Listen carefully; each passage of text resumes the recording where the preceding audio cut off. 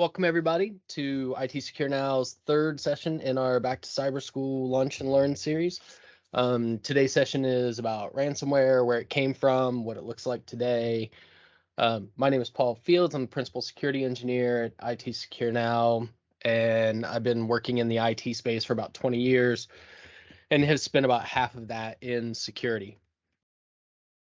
So what we're here for today. So isn't encryption a good thing? Ransomware, a brief history of pain and profit. So we're going to start off with basically doing a textbook definition of things. So what is ransomware? It's a type of malware used to disable critical systems and access to data until a ransom is paid. So ransomware in the last few years has kind of become synonymous with the act of encrypting data, but that's really just one part of a much larger design. Any malware that demands payment to restore service or data can be considered ransomware, regardless of the mechanism used to actually prevent users from accessing their resources. So that said, it's kind of become the de facto to use encryption to elicit the maximum amount of pain so that you can also elicit the maximum amount of payout. Data exfiltration of terabytes can be really difficult and risky. So encrypting it on the existing systems is a much more efficient way to cause damage than to try and exfil that data and then blackmail the user later. So how long has ransomware been around? The first well-documented ransomware event appears to have occurred in 1989. A biologist by the name of Dr. Joseph Popp distributed about 20,000 floppy disks to attendees of a World Health Organization event dedicated to the AIDS epidemic. So, not only did he go to this event and distribute them by hand, but he also sent them by mail to people. So he distributes all of these, and it says that on this disk is a bunch of research, and all you have to do is pop the disk in and double click on the autoexec.bat and it'll show you this research. So he distributes all of these disks, people get it, they run the disk, and nothing appears to happen. So people just assume that there's obviously something wrong with the disk, and they kind of end up ignoring it. So what actually happened is, in the background, the PC Cyborg virus was installed on those machines, which didn't do anything right away. But what it did do is it started to count the number of reboots on that machine. Once that reboot count hit 90, it presents the message that you see on the screen right there, basically saying, hey, your computer is now locked up and you can't have access to your stuff unless you send $189 to a PO box in Panama. So it didn't take very long for computer scientists to figure out how to get around it. It was a fairly easy virus to remove and to restore access for users. And the World Health Organization actually ended up partnering with some of these computer scientists to send disks out to the people who got the original disks with the fix. So, it was an easy thing to fix, but the stage was set for a new way to monetize hacking and being able to monetize the theft of digital data. And just as a side note, Pop was eventually caught in Amsterdam, and he claimed that he was going to give the proceeds to various AIDS research groups. He was eventually found unfit to stand trial in the UK and was released and ended up coming back to the United States and founded a butterfly sanctuary in New York. So a very interesting character. So how big is the business of ransomware? So Pop distributes 20,000 discs with a demand for $189. So a theoretical maximum of about $3.7 million. Nobody knows exactly how many people actually sent the ransom to the P.O. box in Panama, but most estimates say that it was probably a couple of dozen, meaning that his total take on that was probably just a couple $1,000. So then we see this really long lull. 1989, we see this event, and then not much happens until the next real evolution in ransomware comes more than 20 years later in 2013. CryptoLocker becomes a household name by infecting more than 200,000 computers worldwide. The advent of Bitcoin just a couple of years earlier in 2010 made monetizing this kind of an attack a lot easier than sending money to a P.O. box in Panama. And unlike the AIDS ransom, which was easy to mitigate and hard to pay, CryptoLocker was much more difficult to undo using 2048-bit RSA encryption, which would have been the basically standard encryption for the day. And the payment process was all digital and spelled out directly in the attack. Where the AIDS ransomware brought in only a few $1,000s, CryptoLocker brought in over $30 million in its first 100 days. So CryptoLocker introduces this idea of digital payment using Bitcoin, and it also introduced the use of command and controls. So the malware that was installed on the machine phones home to a command and control server that's under the control, allowing for that malware to be modified on the fly so that it could evade remediations and continue to be effective for a longer time than a static malware attack. Over the next few years, 2015 through 2018, we see just a flood of new ransomwares hit. Tesla Crypt, Locky, WannaCry, NotPetya, CryptoWall, and so many others followed the playbook that's laid out by CryptoLocker to the tune of several $100 million in ransoms and billions of dollars in actual damage.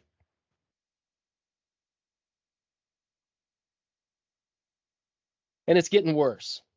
So 2021 was a record year until, of course, 2022 hit, which has already exceeded all of the records of 2021. The revenue and the damage dollars are just staggering at this point. 2021 saw $20 billion in damages, with revenue for ransomware topping $5 billion. And I had to write out 20 billion with all of the zeros just because it's such a big number. So not only are the demands for ransom just soaring, the number of attacks are also just on the rise all the time. So ransomware as a service has become the go-to, and these ransomware gangs have emerged as a really fast and easy way for attackers to enter the ransomware fray. These gangs provide a complete framework for what are essentially franchisees to buy into, giving them access to ransomware payloads, contacts to initial access brokers, negotiators, payment structures, an entire framework for a ransomware business. And these gangs that provide this all take a cut of any of the proceeds that are brought in from an attack. In 2021, the gangs themselves, the ones who are only taking a cut of the actual ransom, were closing in on the $1 billion a year for total revenue. And kind of one of those terrifying side notes. The damage estimates at the current rate for 2031 put the damage for ransomware to be in the vicinity of $265 billion. That number would actually place ransomware losses at the number 50 spot for worldwide GDP, according to the World Bank, just ahead of New Zealand, who is at $257 billion. That also means that the $265 billion mark there would be greater than the GDP of 166 other countries on the planet. And not only are those dollar amounts getting so much bigger, just the sheer volume of attacks that we're seeing has increased dramatically over the last couple of years, with Verizon saying in 2021 in their De Beers report, the data breach and incident response, that 1 out of every 4 breaches has a ransomware component. So what do some of the big targets and some of the big events look like? In 2020, CWT, who is a travel management firm who handles travel plans for multinational corporations, suffered a ransomware attack from the Ragnarlocker group. And that attack ended up taking 30,000 of their machines offline. The initial demand from the Ragnar group was for $10 million, and it was eventually negotiated down to $4.5 million. In 2021, Brenntag, who is a German chemical distribution company, their North American division was attacked and had 150 gigabytes of data stolen. And then the remainder of their data was ransomware. The attackers on that one actually just bought credentials to Brenntag's internal network, and then they partnered with the Dark Side ransomware group to actually conduct the attack. The initial demand on that one was $7.5 billion, which was eventually worked down to $4.4 million. 2021 saw the attack on JBS Foods, who I think at this point has become the world's largest meat packing company. If not, they're certainly one of the largest meat packing companies on the planet. And details on this one are kind of slim, mostly because they are headquartered in South America, and the regulatory demands for what they have to disclose are certainly less robust than what you would have in Europe or in the United States.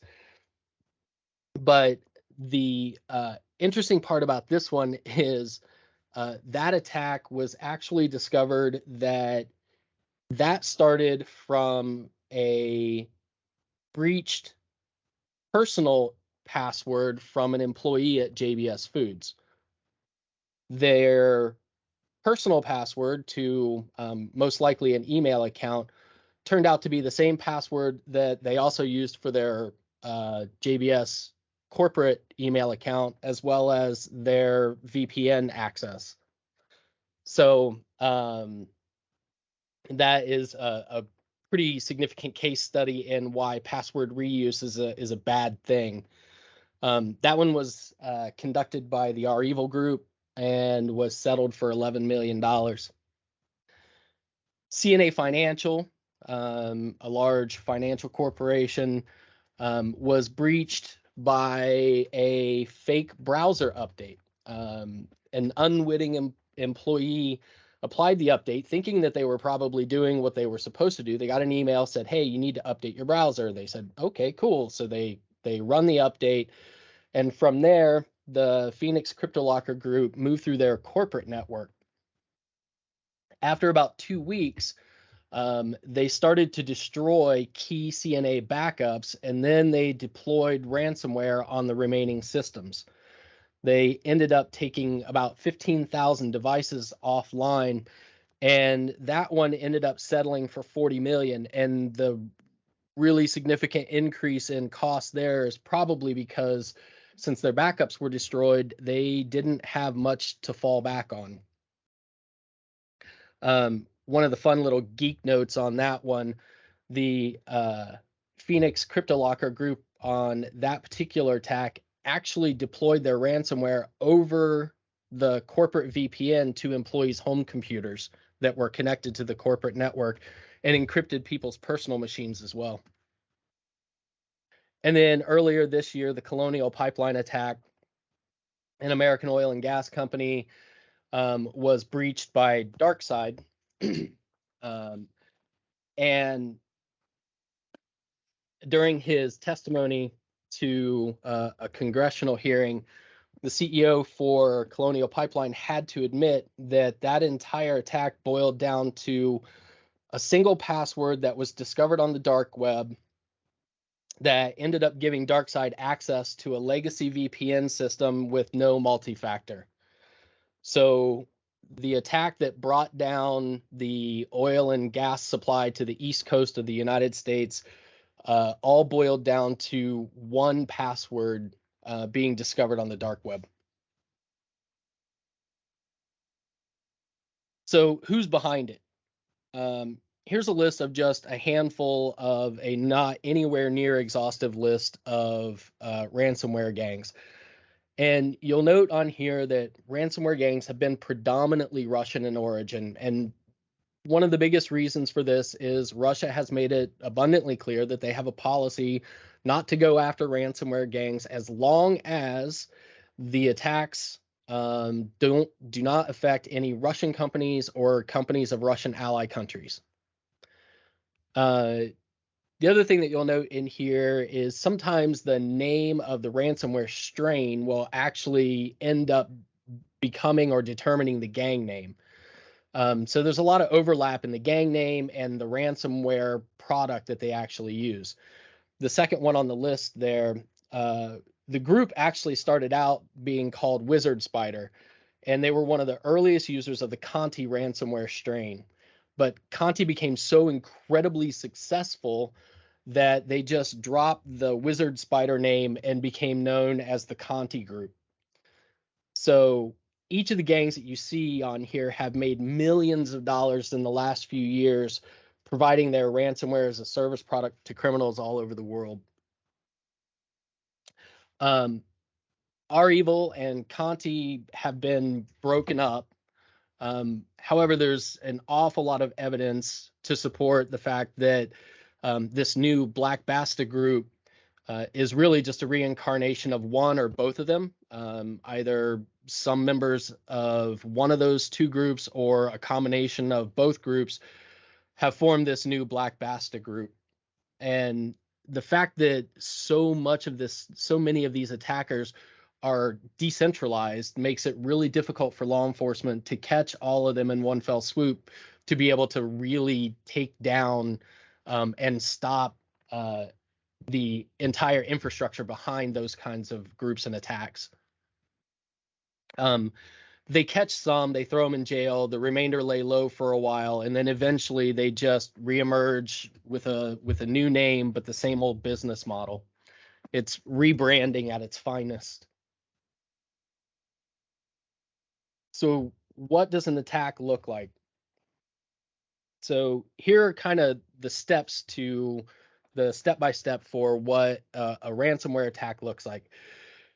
Initial access brokers and eventually the ransomware groups themselves will spend weeks or even months investigating their target, that recon section of Know Your Enemy. They'll do this through online searches and social media, news releases, anything that they can find online about their particular target could eventually be something that they're going to use later in their attack. Once they get to know their target, they start looking for different kinds of vulnerabilities, and this is where they start to try and learn something about their target's environment. And this may include things like examining their website and the web apps that are on the website. They'll also start looking through hiring sites to see what kind of technologies the company is hiring for. If they see that a company is looking for a Salesforce administrator, they probably can make a fairly safe assumption that that company uses Salesforce. Once vulnerabilities have been discovered or even selected, then they, will start to determine the best delivery mechanism, and that is almost always email. Sometimes it can be a very specific spear phishing attack on a specific user or specific employee, but more often than not, this falls to the good old-fashioned spray and pray phishing campaign, and they just send emails until somebody clicks the link. So once somebody clicks that link, the first layer of access is almost always low privilege, or at least we hope it is. So they get somebody in account management or customer service, and they get into their machine and they start to examine the environment from that low privilege user. And from there, they try to find a way to move laterally through the network so they can get a map, a layout of the land. And they also start looking for ways to gain higher privileges at that point. Higher privileges, once those are in sight, it's time to start hiding their tracks. So that's when they want to do things to make sure that they can evade the anti-malware and security products that are on the network. This is usually done by impersonating a legitimate program or a service on the network. And this is especially effective when networks are set up with services on them running as admin. And I can say from personal experience that we see this far, far, far too often. If I can find a service that's running as admin and it's not fully patched, I may well be able to impersonate that service, have admin access to the network, and appear as a legitimate item on the network so the security software doesn't recognize me as a threat. So once they've managed to start that and gain their higher privileges, now it's time to phone home to the command and control center. With this added insight to how the internal network is set up, the command and control can send newly crafted code down to the malware that's already on the internal network so that it can modify it to be able to maximize the amount of damage and access that it can gain in the environment that it's currently in. And then comes the establishing persistence, being able to make sure that if they get kicked out, they can find another way back in.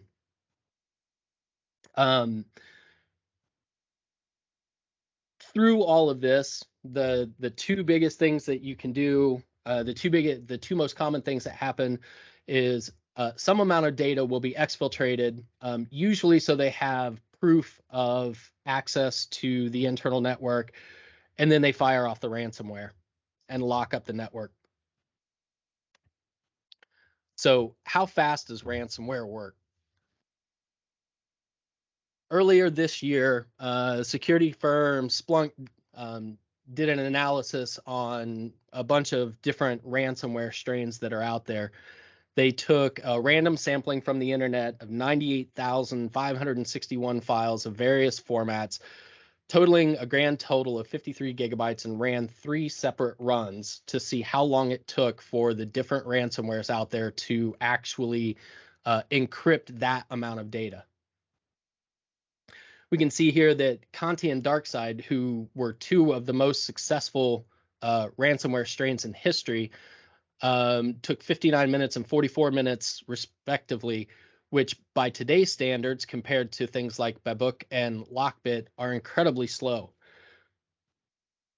But if we think about if they can encrypt 53 gigabytes in an hour, how long would it take you as an organization to mount an incident response? And what chance do you really have against 5 minutes on the current Lockbit? So this brings us around to what do we do about it? And I wish that there was some magic bullet, but a lot of this boils down to a lot of the same security protocols that we hear when we talk about anything and everything else, ransomware or any other kind of breach. Since the vast majority of ransomware attacks start with phishing emails, proper spam filtering and email controls are just critical in your fight against ransomware.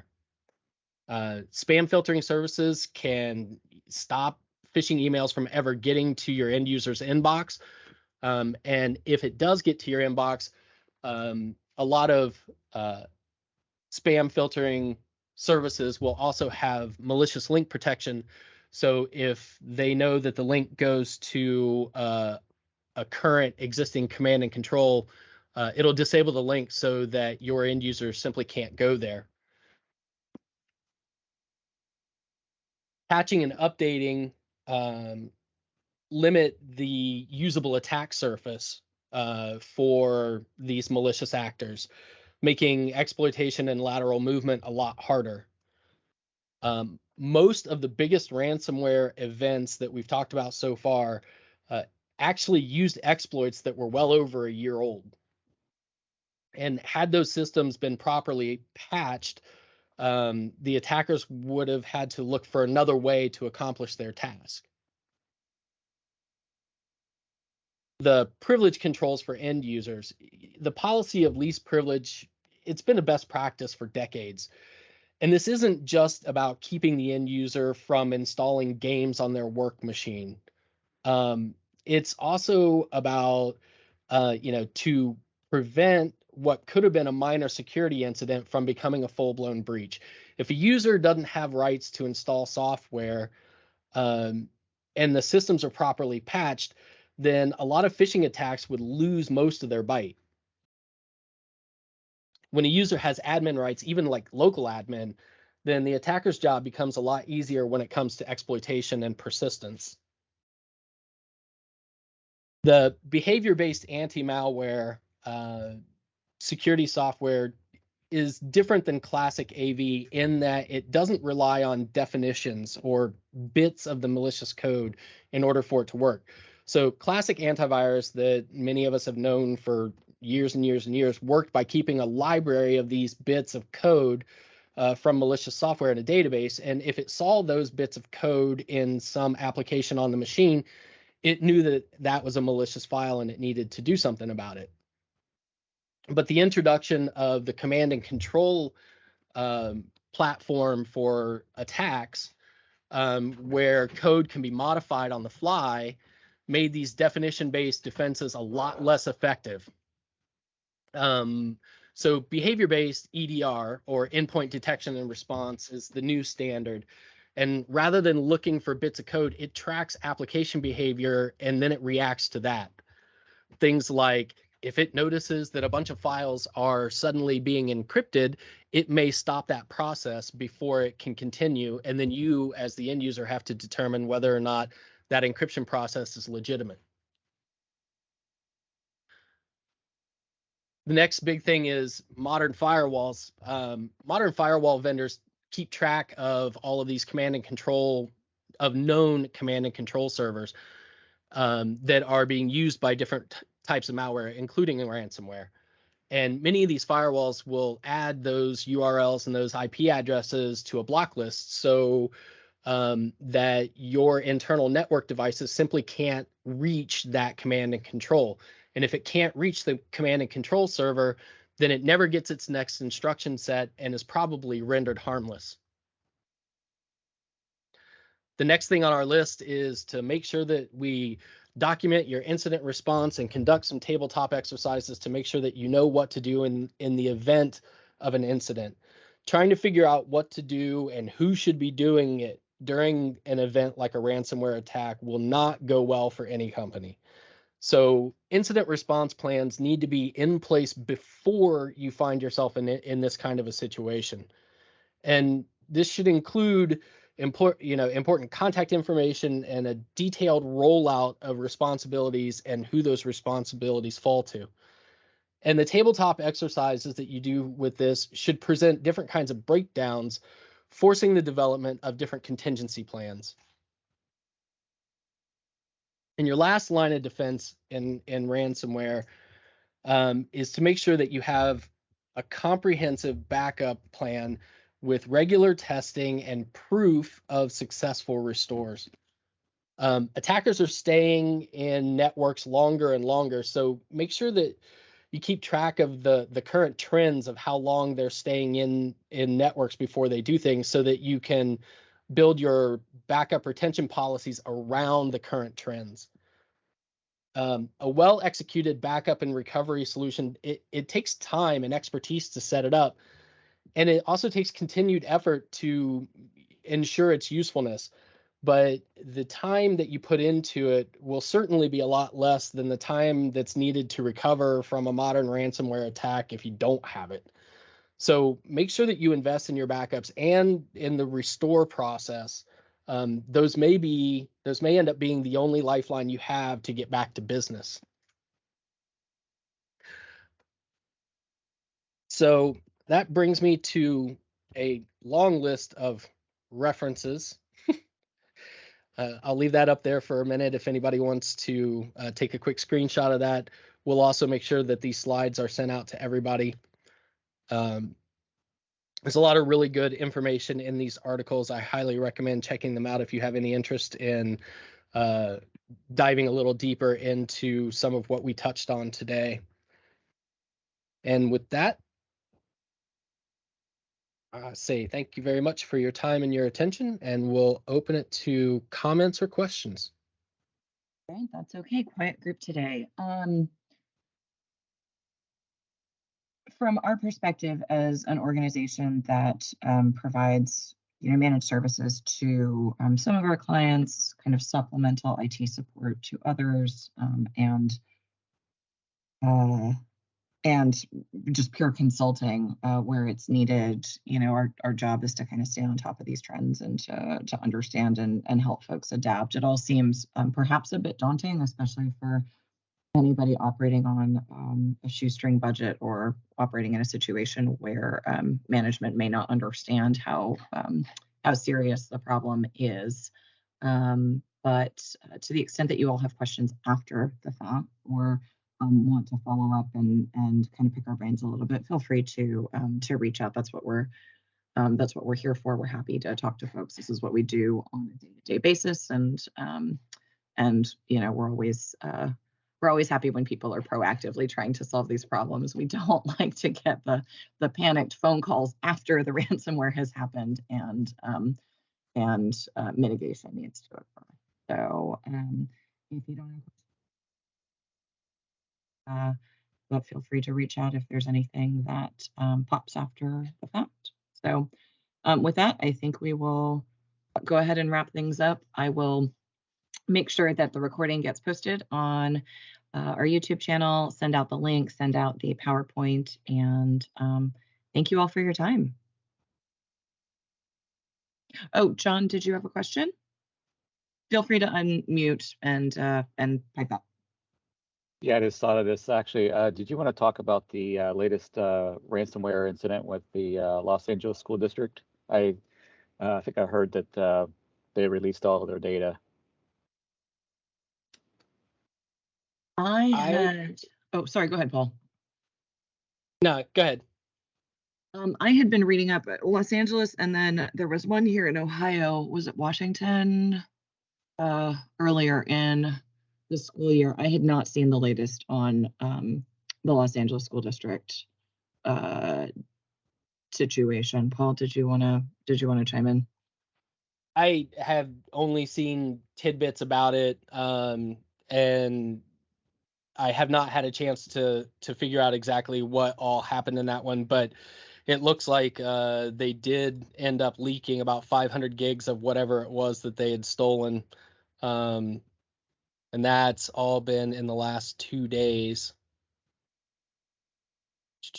I was trying to see which ransomware gang was behind that one real quick, but I actually don't have a lot of data on that one right now.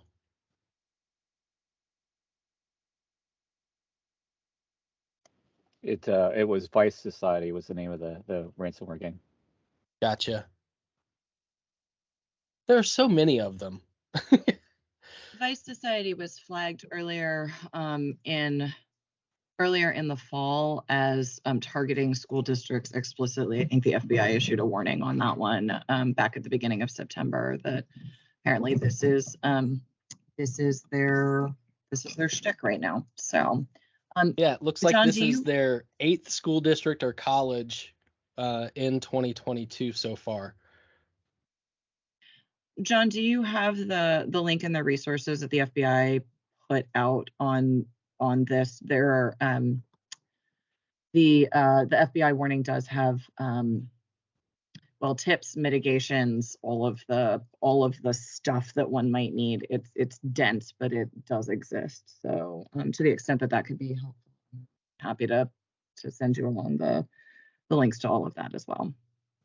And again, Paul would be the one to ask for implementation. Any implementation questions are to be directed to Paul, not me.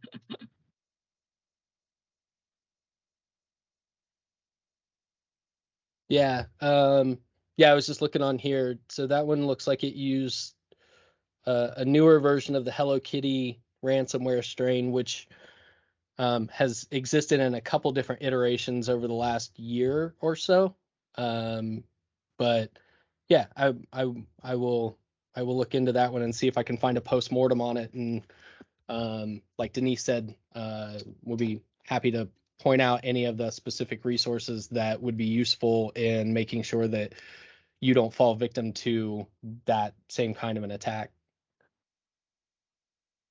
Currently, it looks like they've got at least posted some indicators of compromise, including email addresses you might find in your system or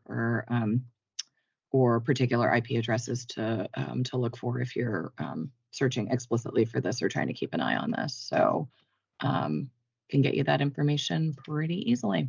So may go ahead and just pop that in the follow-up email with PowerPoint and the link to the video. Thanks for the question, John.